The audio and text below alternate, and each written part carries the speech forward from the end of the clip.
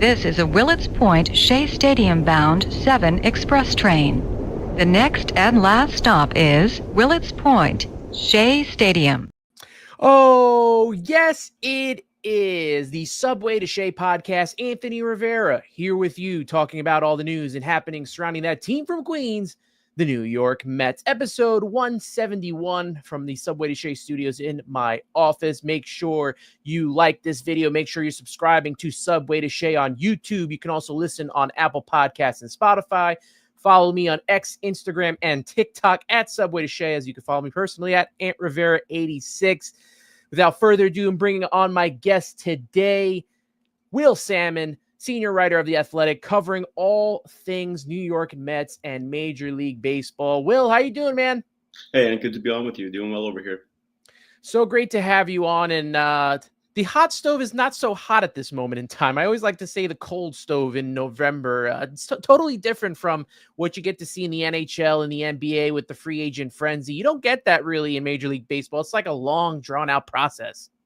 Yeah. It starts out a little bit late. Usually you'll see maybe one or two maybe veteran signings who just want to get it over with and who are looking maybe for like a short-term deal, usually the case, and they kind of jump the market a little bit. And we see that kind of trickle out. Not so much so far this year. I know last year we had Aaron Nola pop up around this time of year.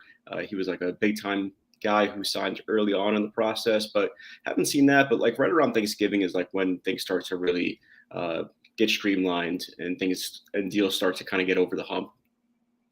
You know, the thing is, I guess with this offseason, you have Scott Boras has a lot of clients, a lot of big names too as well.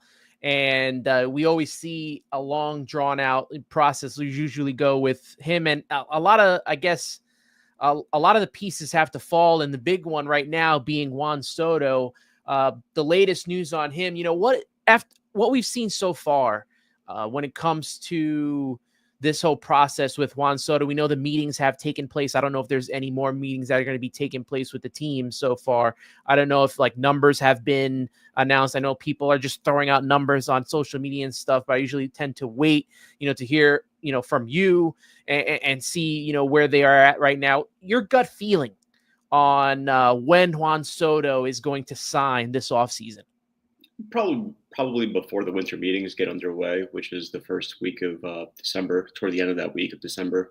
I believe the first day of it is the 8th, could be the 7th, but around that timetable, I'd expect him to probably be done with it. This is just a guess. Probably a couple of days before that, if not the first day, somewhere around like that time period, and maybe even sooner than that. I'm not necessarily expecting anything like tomorrow or anything like that, but just probably that timetable seems to make sense, because I think you're right. Like, he's holding up a little bit of the market in terms of like the big spenders, the high payroll teams. They're a little bit hung up between like, okay, are we still in this, or how much are we in this? How much of a chance do we have here? And yeah, they want to do some other things. And so it only makes sense, practically speaking, for it to wrap up before a lot of these things can get really underway in earnest. So yeah, I'd expect it somewhere before the winter meetings. Yeah, keep hearing it in baseball media saying the Mets are the favorites to land Juan Soto. The Mets have the money. Cohen is willing to spend. Anytime I hear so many people align with the Mets wanting to sign a certain player, I always get a little weary that it might not happen. Do you agree that the Mets are that, favorite right now? I mean, I feel like obviously the Yankees have that opportunity. Some other teams are coming out of Toronto, Blue Jays, the Red Sox, even the Phillies have money as well. You think that the Mets are the favorites right now?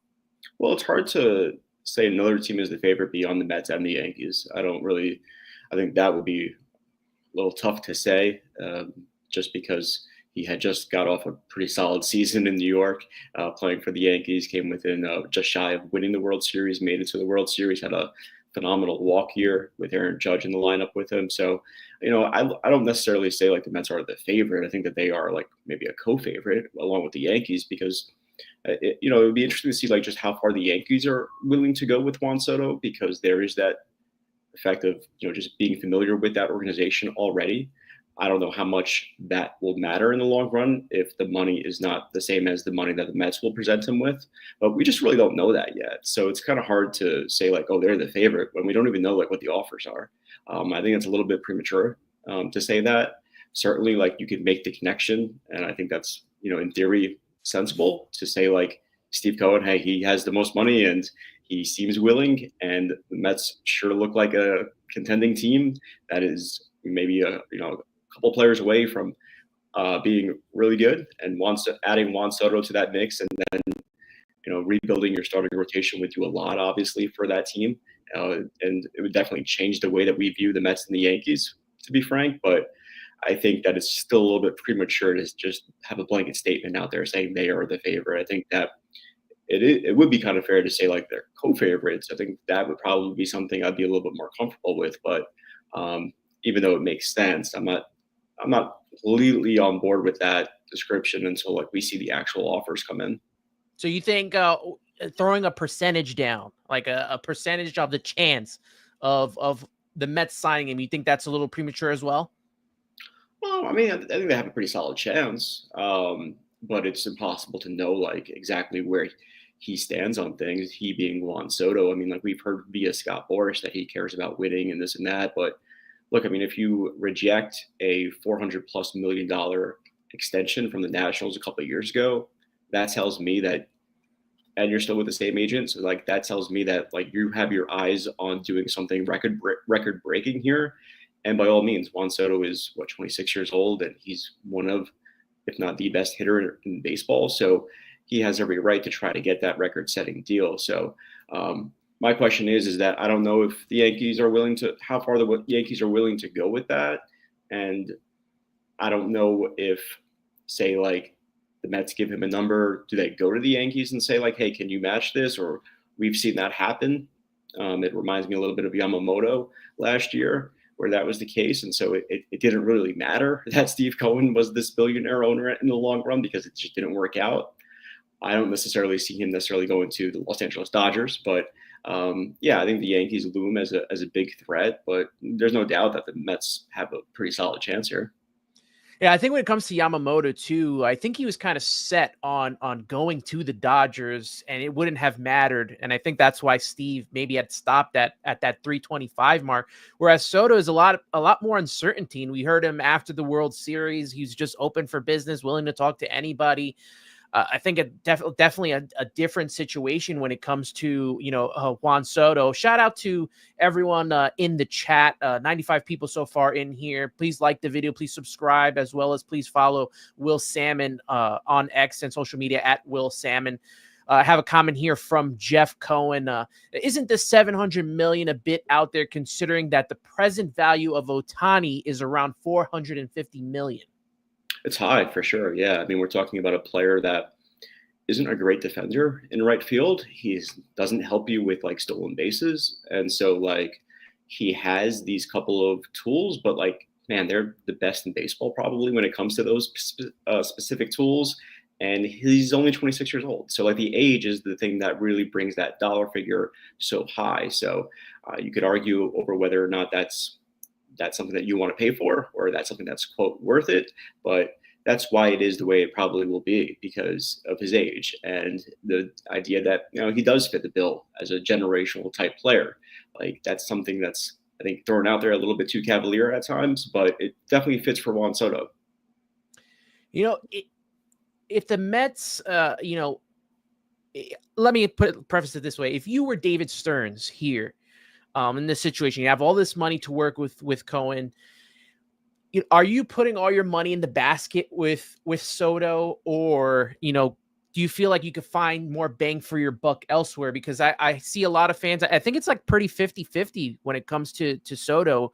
A lot of fans are like, you know what? Maybe we don't reach this 700 mil and go in a direction where we can get multiple players to reach up to that sort of amount.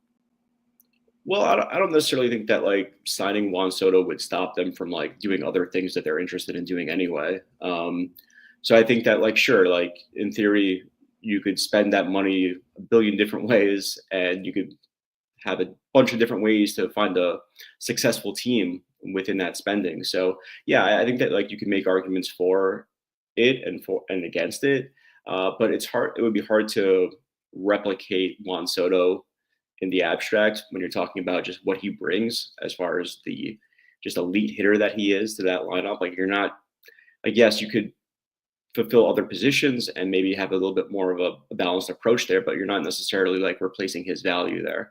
And really, the Mets, between them and the Yankees, like they're in a situation where like unlike the Yankees, they don't have, 4 or 5 guys who are over the age of 32 who they're committed to for, at least 3 or 4 years at say like 25 million per year. That's just not the case for the Mets.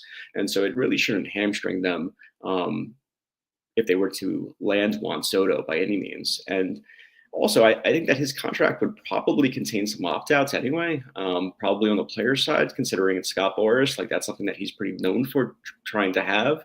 And so, like, you could probably get out of that after a few years anyway. And if you're Juan Soto, like, why wouldn't you do that?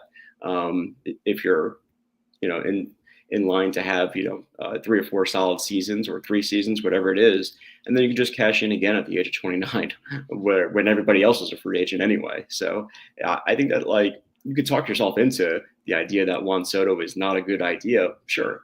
But at the end of the day, he's still Juan Soto, and he would still dramatically change this team. Yeah, I think the opt-outs are very important to this contract. Definitely for the Mets as well. You don't want to, have to be bogged down to 14, 15 years on a no trade type deal. And this would help the Mets. Maybe he does get to 29 and he wants to go elsewhere. The Mets will definitely have the money to re-sign him if they want to because of Steve Cohen. But the fact that they do have these opt-outs, if they want to go in a different direction and it will help them sustain more success, I think it's better almost. Yeah, it could be. It could work out for both parties. You never know. He's not bulletproof.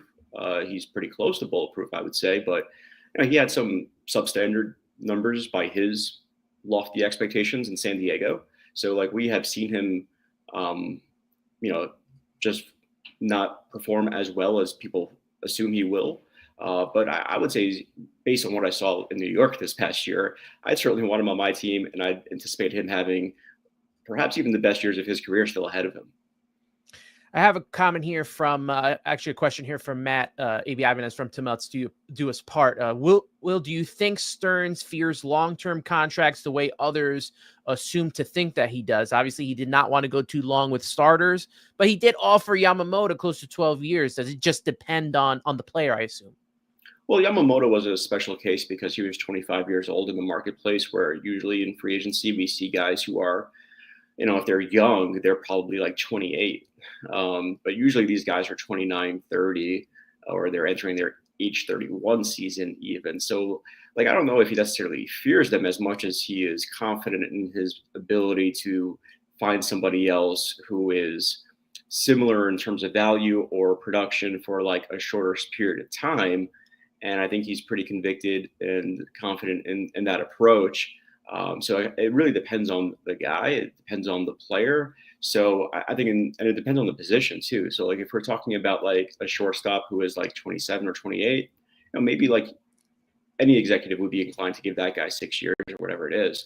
But if you're talking about a starting pitcher who is like 30 years old and you have a proven track record of buying maybe low on bounce back guys or guys who have like a lower profile and replicating that success, then like I think that's probably why he would feel a certain way if that's his feeling. I'm not sure. But yeah, I think that's probably why. And it would be the starting pitching that would be in a different sort of tier than maybe like a position player, just because there's so many injuries that are tied with starting pitching as well. And there are just so many different ways that you could build a successful rotation otherwise. How do the Mets pivot here if they do not get Juan? So we've just been talking all, throughout this offseason that, if the Mets get Juan Soto, but if they don't, would it be more like last offseason, or are the list of free agents just too enticing to miss out on? I think we have a better crop this offseason than we did last offseason. It's a better crop, but I don't necessarily think that like just like the next best player is an automatic great fit. Like, if they're not a great fit today, then just because they missed out on Juan Soto, that doesn't necessarily mean that they're a great fit tomorrow. If that ends up being the case. Because like I said earlier, I don't necessarily think that Juan Soto like prevents them from a certain dollar figure that they want to get to or could get to if they think that it's the opportunity that's right. Some other clubs, like if you subtract the Juan Soto situation, then like, sure, it sounds like the Red Sox, for instance, have an idea of like, okay, if we don't get him, we'll sign X, Y, and Z. The Yankees reportedly have that as well. I'm not sure if the Mets are in that same boat.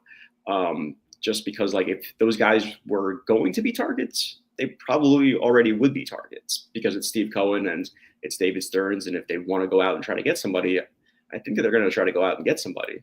So I don't know. I kind of view it as more of like what they do with the outfield situation, not necessarily the financial component of it. And then that leads you to some other opportunities, perhaps in the trade market or things of that nature. So I'm not really sure like the necessary pivot is like an automatic move to like the next biggest dollar figure just because they didn't get Juan Soto if that happens. Like I mentioned earlier on in the show, that there hasn't been that much talk so far this offseason as we get into, the winter meetings come a couple of weeks. But the Mets have made some moves here. The Mets did trade for Jose Siri. They sent Eric Orzi to the Tampa Bay Rays. He only pitched in 2 games last year, 1 2/3 innings pitched, 4 earned runs. Jose Siri, 29 years old. Last season, not great for him. 187 batting average, 18 homers, 47 RBIs. He's got a bit of speed, 14 stolen bases, had a 621 OPS. But career-wise for him, 210, 54 homers, 136 RBIs, 43 stolen bases, and 674 OPS. He's a elite defender. He's got speed, as I mentioned, with the stolen bases. He's got a bit of power here. Do you like this trade for the Mets? Yeah, based on what they're trying to do, they're trying to be strong up the middle defensively. I think that's kind of a hallmark of all David Stearns types teams is to be strong up the middle defensively.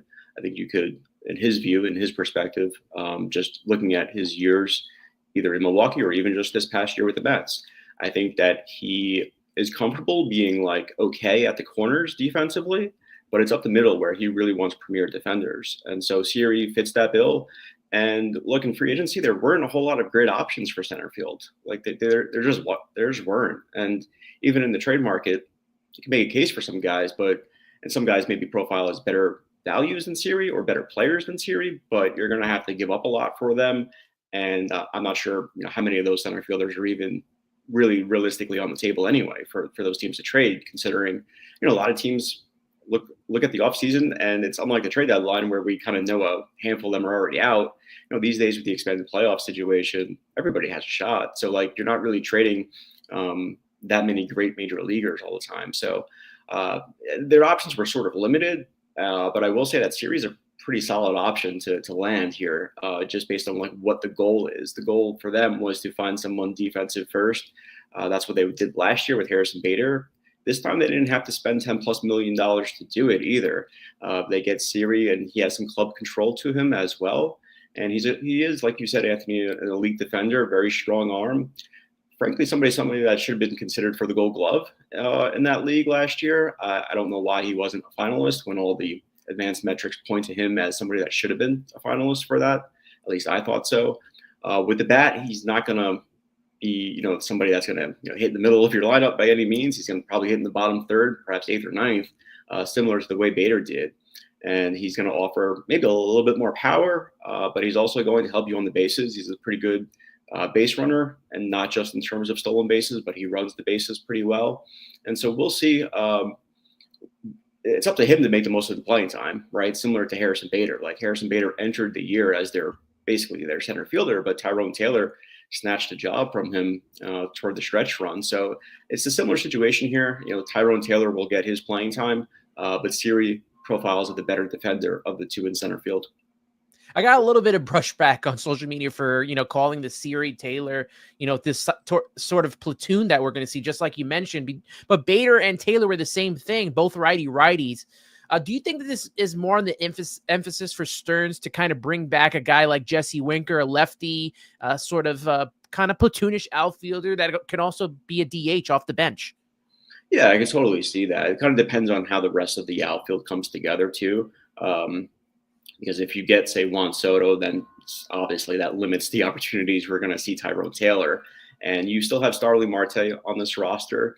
you still have Jeff McNeil on this roster, and both of those guys, as it stands, project to help you in the corners as well. And with Brandon Nimmo in left field, that basically just leaves right field for you. So it really just depends, but I can certainly see that being a path where they do go out and get a left-handed batter, similar to those guys you mentioned, to help out either off the bench or in that sort of outfield rotation that we saw last year. But it really all depends on Juan Soto, I think. Moving on to the Mets made a signing of Joey Meneses, and 3 years in the major league so far with Washington, 13 home runs each of his first 2 seasons. But last season, batted 231, 3 homers, 42 RBIs, and had a 593 OPS. Exclusively played first base last season, but has some experience in the outfield. What are your thoughts on this signing? Yeah, it's similar to like a G-Man Choi signing from last year, where like it's a just in case sort of depth situation, as I understand it. You need somebody to play first base at Syracuse, and usually the idea is to go with a veteran there. A lot of times your best prospects or your top prospects are not first basemen. Like that's a last resort situation for a lot of guys, typically the athletic guys. Maybe someone like Ryan Clifford assumes that role later in the AAA season anyway. But for right now, I think that they needed somebody to play first base. And like, you don't know what's going to happen with Pete Alonso, but I'm sure they're going to try to re-sign him, like I've said before. And I'm sure if they don't re-sign him, obviously they can move Vientos to first base, or they can get somebody else to play first base. But this guy in particular helps you in the event that there's an injury, similar to those deals that we saw last year, where there's virtually no risk to signing these guys. They're definitely motivated to try and play and to try to latch onto the roster in any capacity. And injuries happen, unfortunately. And so the Mets are always, under David Stearns, going to be prepared at every position, I would assume, in an experienced, like depth sort of way, just in case something wrong happens. The Mets also had the non-tender deadline pass the other day. Non-tendered Grant Hardwig, Alex Young, and Alex Ramirez. Tendered contracts to Paul Blackburn, Tyler McGill, David Peterson, Luis Torrens, and Tyrone Taylor. Any of these names on this list surprise you at all? Not really, because I think even the minor league guys, whether it's Ramirez or Hartwig, sometimes, and we've seen other teams already do this, they will take a player off the 40-man roster, but then sign him to a minor league contract. And so like he remains in the organization, but just he's not on the 40-man roster anymore. That could happen. I'm not sure that it's 100% a guarantee for that to happen in the Mets case, but that's the motivation. And yeah, I don't really see them. I don't really blame them for their moves there, because like Hartwig has shown some promise, and there are people in the organization who have liked him. But you know, he was limited because of injuries last year, and so it was hard to really justify the 40-man spot. And same with Alex, or similar with Alex Ramirez, where poor performance, you just cannot have that guy on your 40-man roster if he's not somebody that's going to be ready for you to be a contributor for the major leagues. It's just they gave him the shot last year to prove that. It didn't work out. He did not take a huge step offensively in terms of growth. So I think that was only a matter of time before we saw a move to remove him from the 40-man roster. Not to say that he can't amount to something in the future. He can't be a good player. He very well may end up being a very good player in the future. It's still very young in his career. But yeah, for right now, that wasn't necessarily a huge surprise. And then neither were the other guys. I think Paul Blackburn really demonstrates the idea that the Mets can afford to gamble on that, where at his best, he provides some depth as a back end starting pitcher who has club control, but you're going to have to wait for him as he recovers from his back issue. And I think the Mets are in a situation where they can wait for a guy like that, and they can move him to the IL and whatnot for, you know, the roster purposes. But the dollar figure is not something they need to sweat over. I think other clubs would have to sweat over that one, and ultimately probably end up not having him because of how much time he's expected to miss. But the Mets can afford and absorb that type of contract right now. And the other guys are pretty obvious, whether it was, you know, Taylor or Torrens or whoever else that they end up tendering contracts to, that will get worked out at a later date. The one signing, they signed to a 1-year contract with Sean Reed Foley. That kind of surprised me a little bit. I know he had a 1.66 ERA last season and 25 strikeouts, but only in 21 2/3 innings pitched. surprised by this one because he hasn't been able to stay healthy when he's been on the New York Mets. So I'm surprised that they're just giving him another opportunity to do this. Are you surprised by this at all? Not so much, just because like the 40 man is at a pretty low number right now, so it's not like they're squeezed out for spots. I think it's in like the low 30s, so it's not even over like 35, 36. So like they have the spots to play with. Again, like his contract, like last year he was playing for less than $1 million. So I don't know exactly what his total is yet. I haven't yet reported on that, but it's not going to come in at anything too much over $1 million, I would assume. So, worst case scenario is they just end up cutting him anyway. So I don't view it as I don't view it as really all that noteworthy, in the sense that it's just not going to change it. And the upside is what he demonstrated last year when healthy, is that he can give you 20, 30, 40 innings maybe. And he's another guy who's going to be motivated yet again to stay healthy. Whether or not he does, I'm not sure. But the stuff has indicated that he's pretty good. And you have worse options, I guess, than to have that guy as a back end member of your 40 man. I wanted to get one more question in from the chat here. I know you got to go here, but this question I think is important. Do you think Stearns is going to factor in qualifying offers when looking at free agency, given the implications with the penalties? For example, if he'd prefer a Snell or over a Burns or Fried, and that's from Jordan Simpson.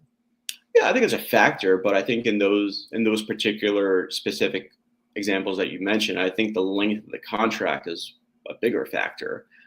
Burns is probably in store for something like 7 years. And he frankly deserves that. Like, he has demonstrated a lot of health and production since 2020, never misses starts, pencil him in for pretty much the same numbers every year.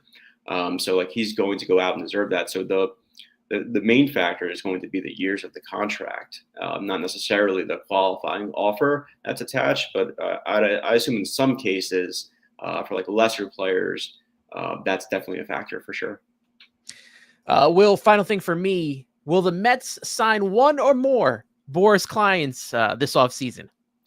Well, I think the answer is more, just because of the amount, right? Like, that's kind of like a question that you could easily evade without saying Juan Soto. But I think, like I said before, I give the Mets a pretty solid chance at getting Juan Soto. And, Boras has a ton of great clients, whether it's, those top tier guys, or a lot of guys who a lot of people don't really understand that are actually with Scott Boras, who are lesser players. I mean, Joey Meneses was a great example last year. And obviously Pete Alonso is the second probably biggest name as it pertains to the Mets, who has Scott Boras as his agent. So I think it's a pretty safe to assume. I'd be shocked if they didn't sign more than one. Will, thank you so much for your time. I really appreciate you coming on the show today. I know you got to go. I know you got to work the phones. You got a lot going on. Anything that you want to plug before you get off? We'll probably do like a deeper dive into like some Mets pitching options at The Athletic as far as the offseason goes. So you could be on the lookout for that. And like I said, I think that the Juan Soto situation will be resolved before the winter meetings. That's just kind of a guess based on just how practical that seemingly be for all parties involved. So we'll definitely be all over that as well. Ladies and gentlemen, Will Sammon of The Athletic, thank you so much for joining us. Make sure to follow him at Will Sammon on social media. Will, you have a great one, and we'll be in touch. Thanks so much, man. Yeah, appreciate it, Anthony. Thanks for having me on. All right. Will Sammon of The Athletic, once again, great having him on. Great having him be a part of the Subway to Shea podcast. Guys, there's not that much that's going on right now in the offseason. I mentioned it earlier. It's kind of like this cold stove going on right now. You look at, hockey, you look at NBA, and they have the free agent frenzy. And it really is a free agent frenzy. There's a lot of movement going on early on, leading up right actually to the time that they start, the day that they start. Not so much here, not so much in baseball. It's a long, drawn-out process. Excuse me. And we're going to see how long this takes for the Mets to get going here. But, Juan Soto is really the piece that is going to get everything started, right? Like, that is the piece that's going to set everything going for this offseason. And he has a lot of people, when you think about it, Pete Alonso, Sean Manaea, all these free agents, Corbin Burns, all fall under Blake Snell, who also is free agent. They all fall under Scott Boras. And we'll see how this goes out here with with the Mets. And I agree. I tend to agree with Will here. I think the Mets are going to sign more than one. I wouldn't be shocked if they signed more than two Scott Boras free agents. Now that Steve Cohen is involved, it really does feel like the Mets can sign these guys that fall under the Boras Corp. And, we'll see what happens here. I want to go back to the chat and shout out to 177 of you that joined this. I appreciate each and every one of you for being a part of the program this morning. Make sure you like the video. Make sure you're subscribing to Subway to Shea if you haven't done so already. If you like the content, I always like you coming back for more. And you know that I get to as many comments as possible that I can here. And great questions that came out for Will. I really appreciate it. I wanted to go back to this comment because this goes back off of what Ibby from Till Mets Do Us Part was asking, and that was about, the Mets offering these multi-year contracts, these long-term multi-year contracts. And Angel Gomez came up with a good comment. I didn't get to it earlier on during the conversation, but he mentioned that he did sign, and that David Stearns being, he did sign Christian Yelich to the long-term deal with Milwaukee. So it does happen. Excuse me. It does happen with certain teams. Let me preface that. It does happen with certain players. If he feels that the player is to that standard that he wants for the team, he'll offer the deal. We saw with Yamamoto. Yamamoto was a case that they were willing to offer 12, 13 years for $325 million. It's just that he didn't want to come here. He wanted to go to Dodgers. He had that preconceived notion that he was already going to go to the Dodgers, unless the Mets had offered way more, which they weren't going to go past that amount. But there was that thought that maybe the Mets wouldn't be offering these contracts. I think for pitchers, and like I said, outside of Yamamoto, who's that extreme case, that extreme talent, you don't offer pitchers more than 5 years. I mean, some people wouldn't even offer pitchers more than 4 years. I think the way the Mets went about the rotation last year is going to somewhat, maybe we get a little hybrid, somewhat of what we're going to see from the New York Mets and Stearns and how he offers players contracts, definitely pitchers. If you don't bog yourself down in a starting pitcher or even a reliever to that matter, if you don't bog yourself down to a long-term contract, I think that helps in that sustained success that David Stearns is looking for. And I say that because how many starting pitcher contracts have worked out to its fulfillment? The only guy I can think of is across town right now, Garrett Cole. He's the only one that has been that good. And you could talk about the sticky stuff and all that, but he has really been that good from beginning to end. Even when he came back from injury last year, he was good. In the postseason, he was good. So outside of him, outside an extremely good talent, I don't see the Mets offering more than 5 years to starting pitchers. Is Corbin Burns that talented? Is it Max Fried? I don't think so. I think Corbin Burns is better than Max Fried. But I don't know if he is 6-7 years worth it. Can you get Blake Snell on a shorter term deal? I think that's something that the Mets should probably look into. I think now, this year, more than last year, I'm kind of buying into the Mets signing a guy like a Blake Snell. We saw what he did in San Francisco. We see what he's done in San Diego. I know he doesn't go, more than 5 innings,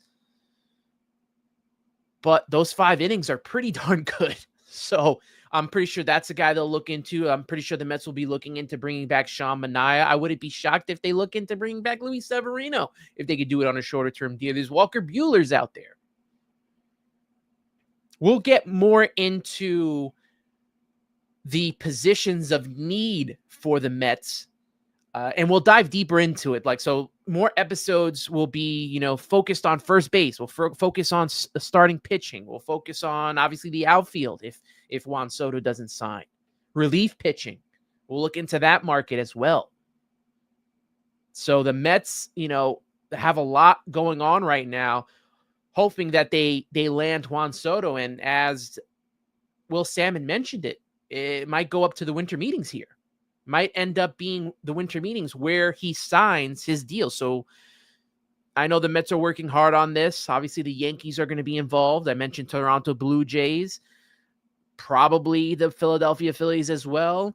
The Dodgers are lurking. So we'll see here. David Smith saying, hope Cohen won't be afraid to outbid the Yankees if the Yankees offer Soto a very high number north of $600 million. I don't think there's going to be a problem with that. I don't think at all. I think once we get to $700 million, I think that's when you start to, get to that Yamamoto point where it's like, maybe that's a little bit too much. How much more are you willing to go over once you reach that 650, 700 mil for a player? I understand he's 26 years old. I understand he's a great hitter, but he's also, not a great defender. We're talking about Starling Marte in the outfield, basically. But since he's 26 years old, I think it is important, as me and Will talked about, that there are opt-outs in this deal. So that's very important. I think it's very important. The opt-outs for Juan Soto and the Mets is going to be kind of like the deferments that the Dodgers have placed on Shohei Ohtani. I think it's really important to have those opt-outs in there because maybe he does want to leave at 29 and get one more contract and get more money. We know the Mets can offer that. We know Steve Cohen can offer that more than any other team. But if the Mets want to go in a different direction, if there's a younger free agent that's out there, then they can pivot. They can do the sustained success that they've been talking about. David Smith also asking about Jose Siri being a terrible hitter. Look, what was it? A 187 batting average he had last season. He's got power. He's got that pop. 18 homers, 47 RBIs. He had 54 for his career, 136 RBIs. He could steal bases. He's basically replacing Harrison Bader, as Will Sammon talked about on the show earlier, and as he mentioned in his article. If you haven't read his article for The Athletic, make sure you do. Siri making about 2.3 mil after arbitration, whereas Bader last season made 1 year 10 mil, and we also are going to have Siri for a couple of years here. So, look, David Stearns has really kept to his design of the roster with getting value where he sees fit, which I think this is a value move, and maintaining his mantra of run prevention. I think that's the important takeaway here. And who knows, maybe Jose Siri can, find himself on this offense. Maybe he turns it around. Maybe he just wasn't comfortable anymore in Tampa, in that lineup. Maybe with a better lineup behind him or in front of him, he'll play a whole lot better. G Money Stack, shout out to him in the chat as well. Does Jose Siri remind you of Juan Lagares as far as the plays at center field? He definitely could be a Juan Lagares type in the outfield. You need someone like that. I think he was a little bit better of a hitter in the beginning of his career than Jose Siri is. I don't know if he had the pop, though. Definitely did not have the pop to hit a home run. But great defender Juan Lagares was, and that was a contract you have to be careful about giving, outfielders. Harrison Bader, I think, is more in line with what we got from Juan Lagares. He'll hit a little more for batting average, has a little bit of pop, will come up with the occasional big hit, but I feel like there is more talent in a guy like Jose Siri. That's why the Mets, maybe potential, I want to say, in Jose Siri and what he can provide, that they go in that direction, spend a whole lot less than what they would spend on a Harrison Bader. David Smith saying Mets have a ton to do this offseason to build off the momentum of last year. Re-sign Alonso, sign Soto, sign a top pitcher, sign Severino, sign Manaea, sign Winker, get a couple of decent relievers. A lot of work has to be done. We know this. My prediction for the offseason, I think they sign Soto, And I think they sign Alonso. Like I said in the past, I think this is a big offseason for the New York Mets, sort of in line with the 2009 New York Yankees. I think the big gets will be Soto and Alonso. I think they figure out a way to bring Sean Manaea back. I don't know if Luis Severino returns because he's now going to want more than the 21 mil he was offered for the qualifying offer. If you could swing a trade for a guy like Jordan Montgomery, which we kind of talked about last week, who will be paid the qualifying offer, would you prefer that over a guy like Luis Severino?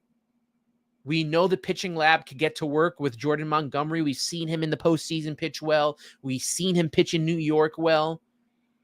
Would you be okay if the Mets didn't sign Severino to a multi-year deal and then went ahead and go trade for a guy like Jordan Montgomery and try to fix him? Remember, Jordan Montgomery signed, I want to say, a month or two into the season, so he didn't really get spring training. And, he didn't pitch well all season. Is that due to him just not being good last season? Or did it have to do with him not getting the proper, spring to get himself ready because he falls under Boris and Boris waited too long? That's something that we'll definitely be seeing in the future. And we'll be getting into starting pitchers at some point as well. G Money Stack saying, quick reminder, draft picks assigned on December 1st. Winter meetings are December 8th through the 11th. And the rule drafts, mark your calendar on the 11th as well. The, rule draft.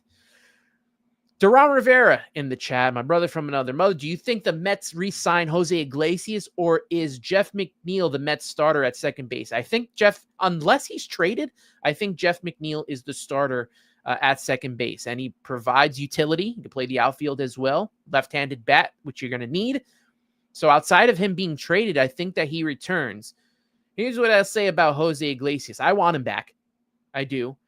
Obviously, the vibes are great, but there's more than vibes to this player here. He played really good last season. Hit very well with runners in scoring position, with the bases loaded. Clutch hits. But what we saw in the postseason from him was a guy that I think got tired there and played and started way too much. To me, he's a role player. He's a guy that comes off the bench. Maybe you platoon him with Jeff McNeil. Doesn't hurt to have platoons, right? I mean, the 1986 Mets won with plenty of platoons. So maybe that's what happens.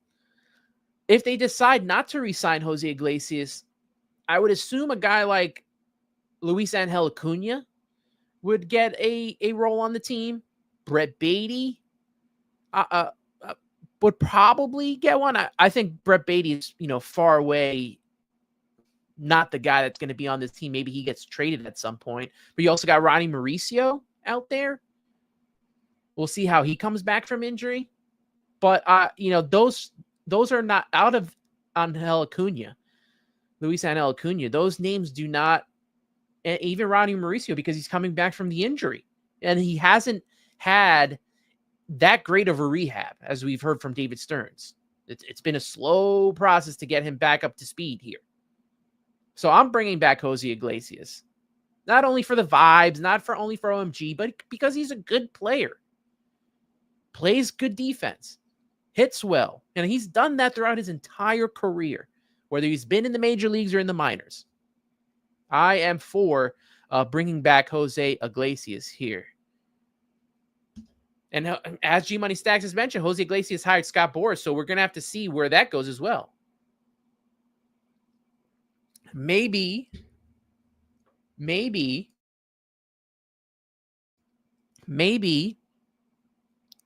that's one of the people that he signs from Boras Corp. So maybe that's one. Maybe it's Soto. Maybe it's Manaea and Jose Iglesias. Maybe those are the guys. Or maybe Pete along well as that. Carlos Ramos saying he would be disappointed if the Mets start the season with McNeil at second base. We can't say that we are progressing and becoming elite while having McNeil at second base, in his opinion. Okay. But, he's got a contract, right? I mean, he's got the contract, so they have to fulfill it to the end. They're not going to sign a second baseman. That's for sure. Outside of bringing back Jose Iglesias, in my opinion. I would be okay, like I said, with the platoon of McNeil and Jose Iglesias, or maybe McNeil comes off the bench and plays everywhere in the left field, right field, second base. But they are going to need more there, more protection. The defense was way better when it was Jose Iglesias and Francisco Lindor up the middle. And we got to see a lot better third base play when Mark Vientos was there. So I assume that he's going to get that, to top, to start the season. He's going to be your third baseman. Blunt thoughts here, Hector. Sick of Juan Soto, sick of hearing about it. You know what, Hector? I am kind of too tired of the Juan Soto talk. Obviously, we had to talk about it to start the show. There's not much going on this offseason so far. But moving on from the Juan Soto talk starting next week, unless something big happens, I want to start breaking down the top free agents, and if the Mets have any chances at signing them, I wanted to go position by position. So there'll be more than Juan Soto talk. Obviously, if he signs before the winter meetings as well, that'll be helpful in moving forward here. It's just nothing is going to happen unless this guy signs. You see the minor signings, Joey Meneses, the trade for Siri, the non-tendered guys. You see all of that stuff. But until Juan Soto moves, same thing like Ohtani last year and Yamamoto, until those two moved, nothing happened. Nothing. It's such the hot stove. They got to change that name. It's not the hot stove. There's nothing hot about this. About now a month in to free agency, and not even one big contract has been signed yet. It's not the hot stove to me.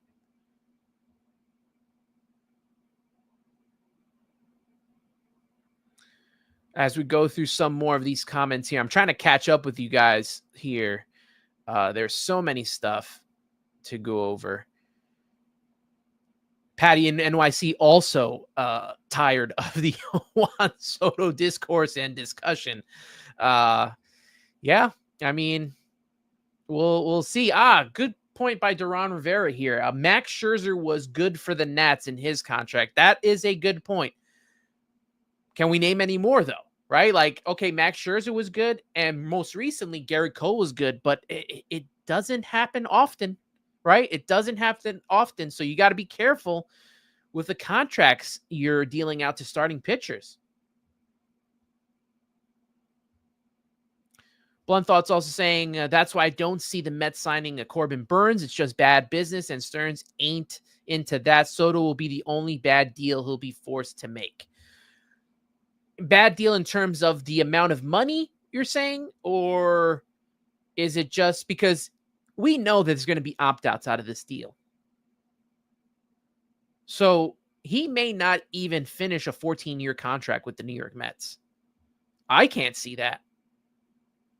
I can't see there being a no trade type of deal here. Does anyone remember? Because I don't remember off the top of my head if Francisco Lindor has a no trade or has any opt-outs. I don't remember. But obviously he's a shortstop. He plays elite defense. And he's a pretty darn good hitter, as we've seen so far with the New York Mets. After starting off with his tough 2021, he's been really good. Rosie K in the chat. What's going on, Rosie K? Saying the Mets need a top of the rotation pitcher. They need a stopper. I agree, and I think they do get one this offseason.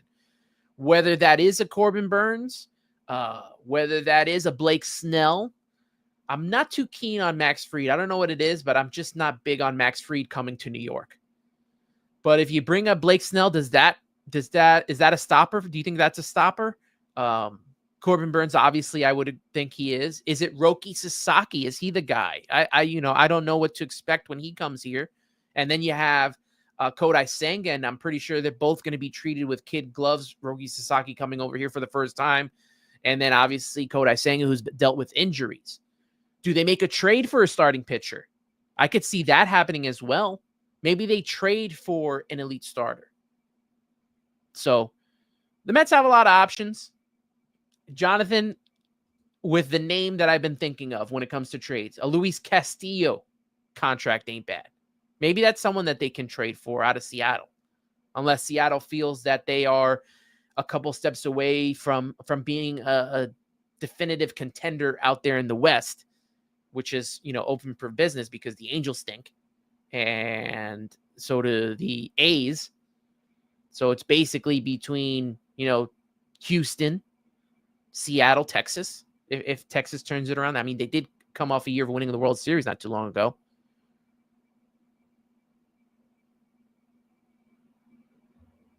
Rosie K asking if the Phillies have room in their payroll for Soto. That's all I keep hearing. I don't know for sure, but watch out for the Phillies. They're a contender for Juan Soto. They're willing to spend. John Middleton wants to spend. So we'll see. Shout out to Duran Rivera with the stats here. Blake Snell actually went 6 innings, 20 times out of 32 starts in 2023. Senga did it 18 times. And you throw in the new arm angle for Sean Manaea and what he did, that would be helpful. Luis Severino, if he can replicate what he did last season, he pitched deep into games in a lot of his starts. I know the talk has been about Juan Soto, and a lot of people in the chat are tired of talking about Juan Soto. What's more interesting to me is how the Mets are going to put this rotation together. I think that is way more interesting. They really only have one starter. They only have one starter in Kodai Senga. Do you want to throw David Peterson in there? Is he now going to be a part of this rotation for the long haul after last season? I need consistency from David Peterson to start believing that he's going to be a part of this rotation, especially the back end. Definitely more consistent than Tyler McGill, that's for sure. I don't want Tyler McGill to be in the rotation. What's the status of Paul Blackburn? They did tender him a contract, but he's coming off of the back surgery. Is he a starter? Is he a reliever? We saw the good starts. We saw the bad starts. Few and far between, but we saw them.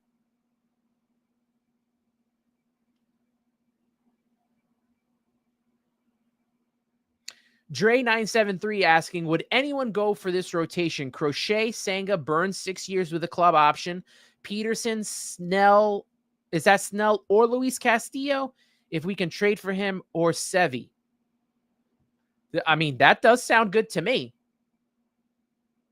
So you're talking about Senga and David Peterson, who are already part of this rotation, and a combination of Crochet, which would be for a trade, a Corbin Burns, a Snell, or a Luis Castillo. Man, I would rather trade for Luis Castillo than Crochet. Honestly, I don't know how everyone else feels, but I would definitely go in for a Luis Castillo over Crochet. Corbin, something tells me that the Mets are going to be deep in on Corbin Burns just because of the relationship with David Stearns. I'm in on this. I think I've come around, and I think I'm in on Snell. Good stuff here by Dre. I think a rotation like that works and should definitely be a part of the conversation. Carlos Ramos saying, everybody criticizing the Siri move needs to understand how valuable is having the potential of 20 home runs and 70 RBIs at the bottom of the order. This is very true. You got a guy with a power bat at the bottom of the order. You're paying him a whole lot less to do what Harrison Bader was doing for the Mets. Although he had a lot more success getting on base and hitting for average, he didn't have the pop that a guy like Jose Siri does. And the RBI potential. And the speed. Let's not forget the speed. He can steal bases. And that defense as well. So good stuff there, Carlos Ramos there. Mike Steele also. Siri is really good defensively with a little pop and some speed. He just Ks a lot and has a really bad average. So right in line with what we were saying here. Rosie K, I worry about the lineup competing with the other lineups in the National League. The Mets had periods where they didn't hit at all. So, and I think that's the importance to me of bringing Juan Soto in here, of bringing back Pete Alonso. I think 2 bats would be very important for this team to go along with Francisco Lindor, Mark Vientos. You hope that Francisco Alvarez finds himself offensively at the plate. Maybe they re-sign Jesse Winker, who is a really good, DH / outfielder, Jose Iglesias. The Mets for not only periods last season, but you look across the last couple of years with some of these guys in the lineup. I'm also forgetting Brandon Nimmo as well, if he can come back from a tough season that he had. And he had 90 RBIs. How crazy is that? Guy had 90 RBIs and still had a frustrating type season, injuries and all. So, you look for the Mets to kind of get their lineup in order. But over the last, I want to say 4 or 5 years, the lineup was pretty much hit or miss. It was pretty much hit or miss here. So let's see if the Mets can find more consistency at the plate, and that's going to make them successful. Or when they get hot, it's at the most important times of the year, right? Like when they got to the postseason. But to have power in the lineup is a big deal, right? It changes everything. We saw that, right? The Pete Alonso home run changed the whole dynamic of that wild card series. Vientos power in the NLDS, along with Francisco Lindor's grand slam, changes the whole dynamic of things. And then when the Mets weren't hitting in the NLCS, that's where it all ended for them. G Money Stack saying it's one thing to be a best hitter with home runs, but if Juan Soto doesn't have a cannon of an arm to throw runners out, I don't think he's a defensive player. To me, defense is making plays in the field. I think that the Mets, as much as they value defense, value this 26-year-old power hitter who gets on base a lot, and they will take that. Like I said, he's basically Starling Marte, but a better at bat. Way better. People say Hall of Fame type at bat. Starling Marte wasn't great on the field, but if he hit, made sense to play him.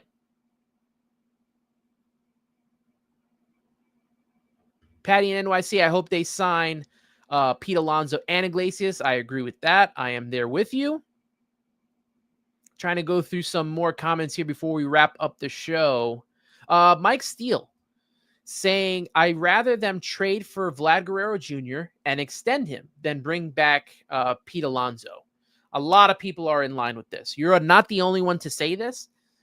I'm not going to act like I've watched a lot of Vlad Guerrero stuff, but obviously, he has the power. I don't know how well he plays at first base, if his defensive metrics are better than Pete Alonso, but this is a possibility, right? This is a possibility that the Mets could look into if Pete Alonso doesn't resign. Maybe the Mets also, wait. If Vlad Guerrero makes free agency, they wait. There's obviously stopgaps in guys like Christian Walker. You have Carlos Santana as well. Guys that you can get on shorter term deals. Hector saying, Ant, do you think Sevy is looking for more than 21 AAV or more than 1 year guaranteed? I think it's more about the years. I think he could be had for 17 to 19 AAV. Maybe he is looking 4 years here. He pitched well enough to get a multi-year deal. And I think that that's something that he's looking for. I don't know about the AAV, if that's something that would change his thought process. If the Mets can get him on a 2 to 3 year deal with that AAV that you offered, I would definitely consider it. We saw that he could pitch in New York. We saw him have the bounce back. Obviously, the thing with him is consistency. But when you're out with a guy with a short-term deal, I think you're more willing to make them for a guy with his talent and with his potential. So we'll see. I think that's going to be a great question for almost every free agent, right? Is what do these players value more? Is it the years? Is it the AAV? You look at Juan Soto. Obviously, AAV is very important because I'm assuming that he wants more AAV than Shohei Ohtani. He wants to be the highest paid, have the highest average annual value in the major leagues. So, when you look at these players, what they prefer more, you have to definitely do a lot of research when it comes to these guys, especially Cohen. I'm pretty sure him and Stearns are working together and looking at what deals make the most sense. Dre saying, give Sevy or Manaea same offer 3 years for $66 million. If they don't take it, let them both walk. I think that's going to, I don't know if I would offer, I don't know if I would offer Sevy that deal, but I would definitely offer Manaea that deal. I think you can have Sevy for a little bit less. Manaea, after the season that he had, is going to get a lot more money. Jerome Rivera saying Jordan Montgomery pitched in bad park for him. His sinker ball, not good for fast infield at Arizona, and also a hitter's park. So if the Mets do decide to bring in a guy like Jordan Montgomery via trade, maybe the pitching lab can work with him and fix the issues, and the Mets have better defense behind them. Maybe it'll work. Who knows? There didn't seem to be that much interest from the Mets last year when he was a free agent, maybe because of the money. But now that he's only going to cost you the qualifying offer in that, I don't know, 21, 22 mil, it's something you got to look into. Jeff Cohen saying, bring back Jesse Winker too. Good energy, and he won't beat us if he's with us. That was the one reason why I wanted Jesse Winker here, was I did not want him to beat us anymore. But he played so well. After that home run, that game winner during the week, and then his play in the postseason, you're looking at guys to replace JD Martinez, who I do not think is returning. I think he's going to retire. He's a guy that should be out there, that should be DHing for this team. Trying to see if there's any more comments that I want to add here before we wrap up the show. I know we're over the hour mark. Shout out to Edge in the chat. Appreciate you joining in here. And thank you for this. Lindor has a no trade now. It was limited at 1 point. Perfect. Thank you for bringing that to the conversation, because I wasn't sure off the top of my head. So Lindor will be here. That's for sure.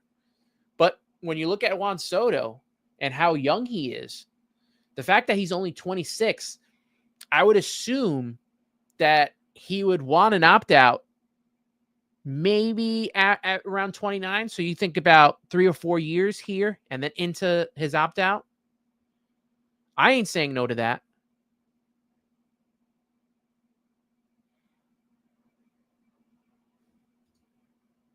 Hector saying, I hate more than 5 years for any pitcher older than 26, more than 7 for position players. I'm right there with you. Unless, and it's a very extreme case, right? Like, if this player is top 5, I think you give them the years. Unless it's a starting pitcher. I don't know. The starting pitchers, I'm very weary on. Relievers as well.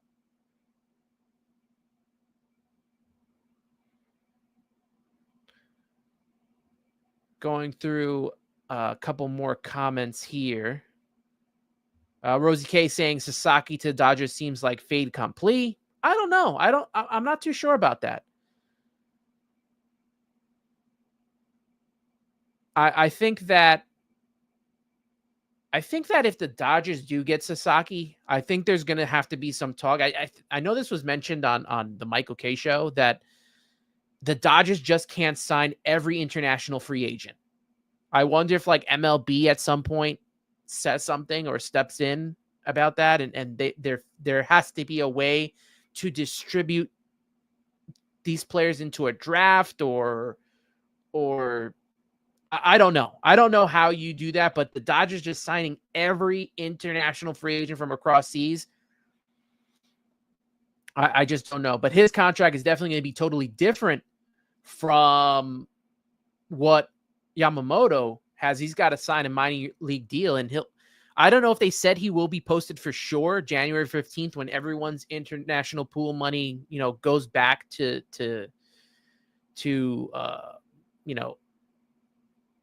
what it is for every year, but certain teams can offer certain amount of money right now. I mentioned it when I was on, when I had Ibby on the show. So, we'll definitely see. But as, Edge mentions, Cole's a dude that is up there with 10 others that go more than 7 innings consistently. And those are the only pitchers that I'm signing for more years. Outside of those type of pitchers, and they're few and far between, it's just a crapshoot.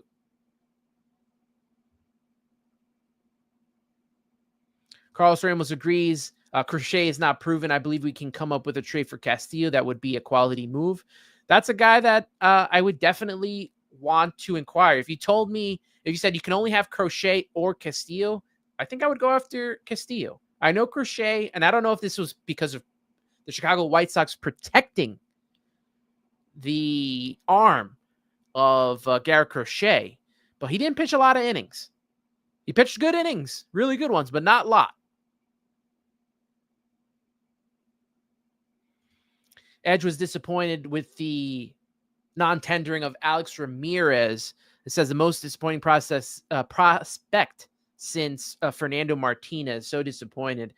Yeah, that was a surprise move that the Mets did not retain him, but he just did not play well in the minors, right? He did get off to a good start, and then once they moved him up, he just was not the same. Surprising, because he was a part of a prospect list. Prospects, man. I don't hold on to them. That's just me. You even look, did the Mets ever think that Mark Vientos was going to be so far the best out of the baby Mets so far? I don't think so. I think they always thought it was going to be Francisco Alvarez and then Brett Beatty, and Mark Vientos was coming in a distant third. And then Mark Vientos had a great season this year, and on top of that, an even better playoffs. So, it's a crapshoot. It's really a crapshoot. You're really gambling when you get these prospects. So if I can trade prospects for a legitimate player in the major leagues, I'm going to make that move. Now it's up to Stearns to put the right players in the right trades. That's a reason why we hired him, is to make those type of moves. But, we'll see what the Mets do this offseason. For some reason, I think that the Mets are going to trade for a top-line starter. I don't know who it is, whether it is a Crochet, whether it is a Castillo, who I prefer. Someone is going to get traded. The Mets are not going to, I don't think they're just going to go all out when it comes to free agency with starting pitchers. I think they'll do it for a Soto Alonso pairing and maybe one starter like a Shea Manaea. But I think if they want a top line starter, if they're available via trade, I think that they trade for one. Or maybe they just do the Manaea Snell type pairing. We'll have to see.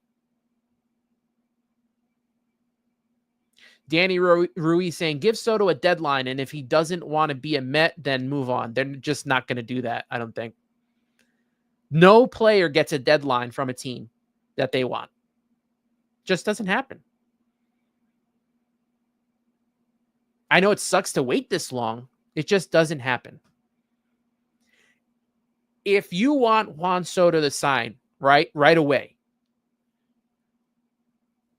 you ask him, what is it going to take to bring you here, and not get involved with any other teams?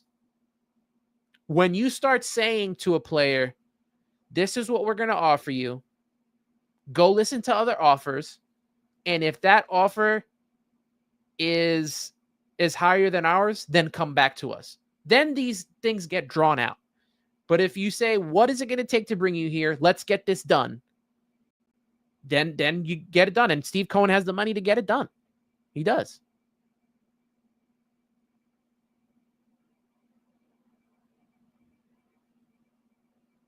This is a great comment by Edge. Lindor needs a guy that he can depend on, that is consistent like him. You can't run it back with the same dudes. Lindor is going to be age 31. He needs help, and Soto is that help. He does not care about money.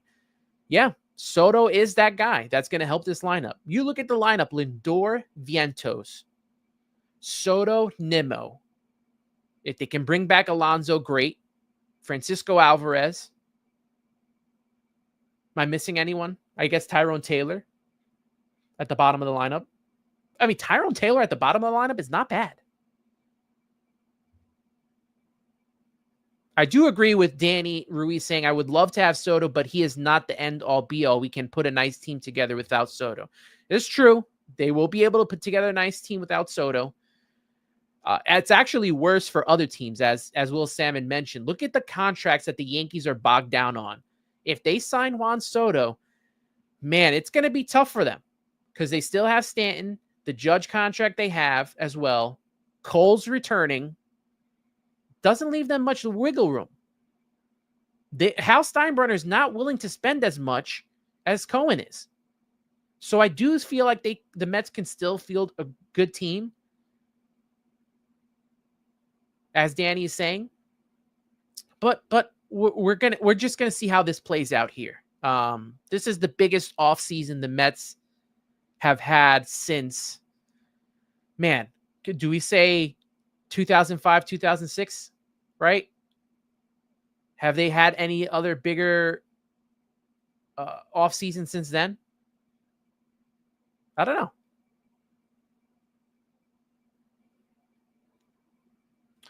Angel Gomez saying, do you think Miami would make Alcantara available?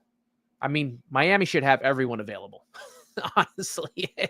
I mean, if he's available, that's someone you definitely look into. Is he a better option than Crochet? I don't know. Still, I would like to see a Luis Castillo. But we will definitely see. Shout out to 377 people in here with me today. I know it's not just for me because Will Sammon is fantastic to have on and to talk with. We'll get him on more. We'll try to get him on again in the offseason and then as well during the season. So we'll see if what the Mets do here and try to bring him back on. We'll have, more writers. I have Andrew Tredenick from the Record and NorthJersey.com. Got Laura Albanese as well. There's so many people that we're going to be talking to this offseason. I just appreciate every single one of you for being a part of this show today. A lot of fun to do this with you. And if I did not get to your comments or questions, I apologize. There's so much today. And to try to fit everyone in here is wild. It's trying to fit everyone in, trying to pay attention to Will and what he's saying, and making sure I get some of your comments and questions in here as well. So a lot of work gets put into this show. I hope you know. But look, and Jeff Cohen, I want to put this in here to see some of you at the QBC. I will be at the QBC on, I think it's December 7th, Saturday, December 7th. It's either the 6th or 7th or 8th. I think December 7th. Yeah, I will have more information on that, but I will be there, part of the State of the Mets panel with Mark Healy. He will be hosting it. We're still figuring out who's going to be a part of the State of the Mets panel. Once that's all situated, I'll speak to Mark a little bit later on this week and figure that out. Once all that's situated, I will let you know the details of that. But I'm going to try to have on someone from the QBC so we could preview that at some point next week. We'll talk more about what is going on in this offseason. I really do hope there's more to talk about. I mean, I can't believe, honestly, that I got through an entire hour show on just Juan Soto, Joey Meneses and Jose Siri.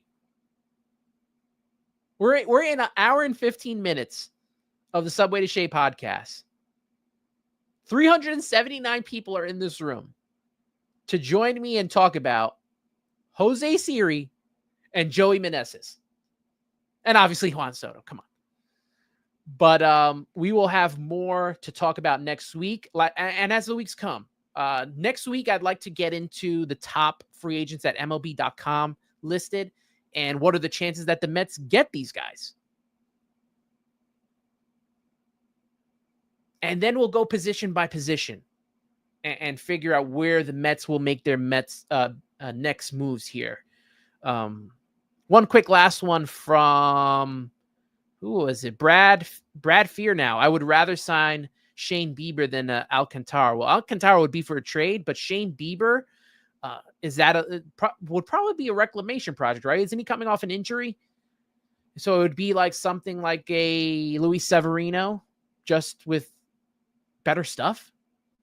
I mean, I would be okay with one, reclamation project, but I am not going after a ton of them like last year. Last year was a different story.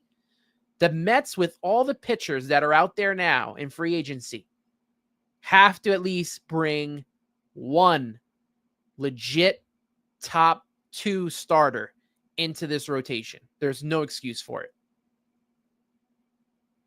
We'll see who that will be. And we'll talk more about that as we go on with the Subway to Shea podcast this year. But I want to wrap up the show here. Thank you so much for tuning in. Make sure you like this video if you enjoyed the content. Check out all my other content as well. Make sure you subscribe to Subway to Shea on YouTube. And if you like to listen, if you prefer listening, I'm also on Apple Podcasts and Spotify. There's some other apps, I think, as well that you can find the Subway to Shea podcast as well, whichever you prefer. Make sure you're following me on X, Instagram, and TikTok at Subway to Shea, and you can follow me personally at Ant Rivera 86.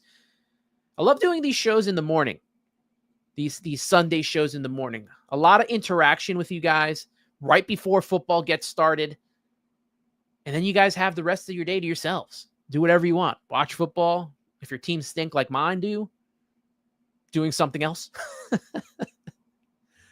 But I don't know if I'm going to keep this format in the morning when the season starts, because obviously there's going to be games Sunday. Maybe I'll go back to Sunday nights when that happens. But man, this has been a fun show to do. Shout out to every single one of you, and shout out to Will Sammon of The Athletic for coming on and joining us and giving us some of his time as he, gets ready for the winter meetings coming up. I know he's on around the clock, has his phone on him, getting as much information as possible. Definitely a guy that you tune into and that you listen to.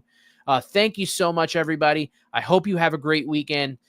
We are getting closer and closer to the winter meetings, and it's fitting that the cold stove leads us into the winter meetings that hopefully leads to the hot stove. For Anthony Rivera, this has been the Subway to Shea podcast. And always remember, let's go Mets.